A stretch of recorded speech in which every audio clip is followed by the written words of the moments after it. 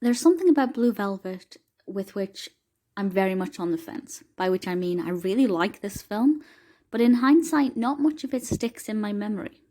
So I loved watching it, don't really remember it in too much detail, which kind of suggests to me that my attention probably wandered back and forth. So in terms of it being captivating and holding my attention, I don't think this film's the best for that. But in terms of being a beautiful piece of art that when you are engaged is so compelling, it's fantastic. And I find that's the case a lot with David Lynch's work. I love Lynch as a director, but some of his work is not to my taste.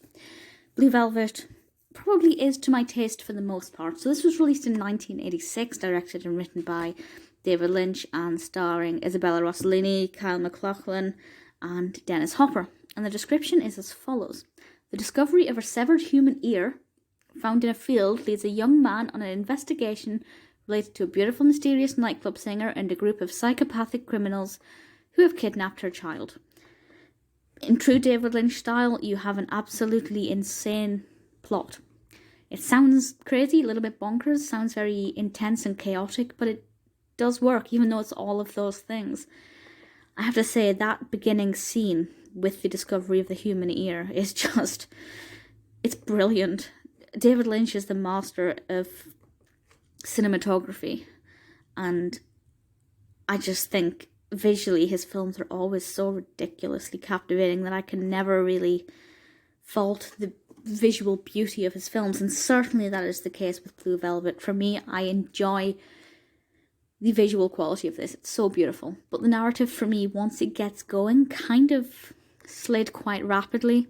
It wasn't really something that was able to hold my attention much.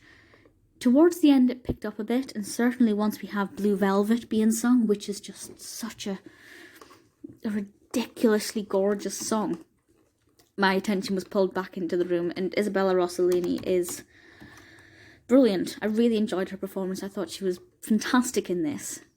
So there's nothing about it that I think is fundamentally bad or doesn't work. Laura Dern's in it as well. But for me, the narrative just wasn't as gripping as it could be. It had its moments, but I think it was maybe just a little bit too scattered for my liking, and Lynch does scattered very well.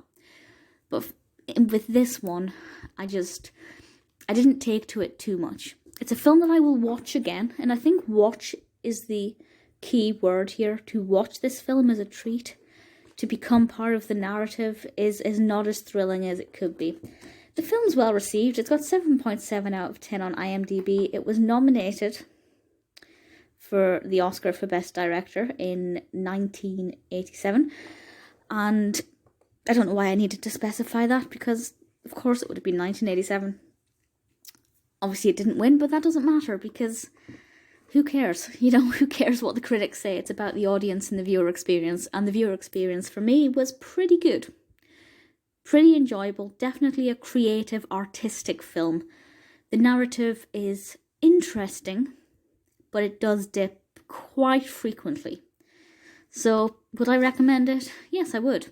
I think if you're not a fan of Lynch's work, for whatever reason, then you won't like this. As to me, this feels like quintessential Lynch.